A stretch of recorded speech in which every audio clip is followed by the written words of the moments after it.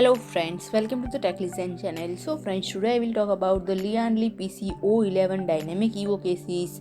So friend, Lian Li today unveiled the OC-O11 Dynamic EVO line of the premium mid-tower cases. And friend, these cases retain the characteristic vertically positioned design of the original PC-O11 Dynamic, but with twist. The case is now reversible. And friend, you can orient the case such that its motherboard they faces the left, or with the little DIY modifications such as swapping around it body panel you can reorient it to point of right. And friend, this happens without having to turn this case's turtle, end up with looking neat with its top and bottom panels not looking out the place. And friend, a video embedded below show you how this works. And friend, the PC-O11 Dynamic EVO comes in three trims: modern black, pure white and harbor grey. And friend, the first one is Sorber made trim of black with gloss added by the tempered glass panels and a brushed aluminium strip running across the front. And friend, the pure white is white all around pair with clear glass panels. And for harbor grey is two-tone scheme with solid grey toking up the panels along the smaller compartment. And friend, the case offers the plethora of ventilation options which include three 360 mm radiator mounts,